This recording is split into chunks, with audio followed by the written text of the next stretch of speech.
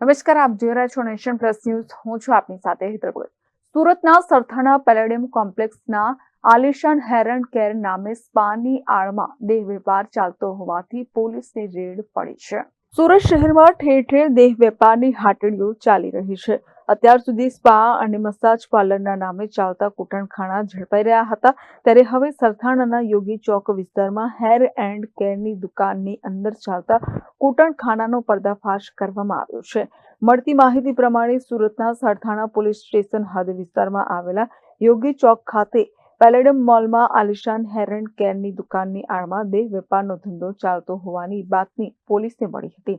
આ બાતમીના ભાગરૂપે પોલીસ દ્વારા આ જગ્યા પર દરોડો પાડવામાં આવતા દુકાનની અંદરથી 3 યુવતી દેહ વેપારનો ધંધો કરતી હોવાનું સામે આવ્યું હતું. પોલીસે તાત્કાલિક અસરથી આ 3 યુવતીઓને દેહ વેપારની પ્રવૃત્તિઓમાંથી મુક્ત કરાવી હતી. પોલીસ દ્વારા દરોડો પાડવામાં આવ્યો હતો, ત્યારે આલિશાન હેર એન્ડ કેરના સંચાલક અનિતા અને એક પુરુષ તેમજ 2 ગ્રાહકો પોલીસના હાથે ઝડપાયા હતા. Bureau report, nation plus news, Surat. સમાચારોના સતત અપડેટ મેળવવા માટે અમારી નેશન પ્લસ ન્યૂઝની યુટ્યુબ ચેનલને સબસ્ક્રાઇબ કરો, બેલ આઇકન દબાવો અને જોડાયેલા રહો ફેસબુક, ઇન્સ્ટાગ્રામ અને ટ્વિટર પર.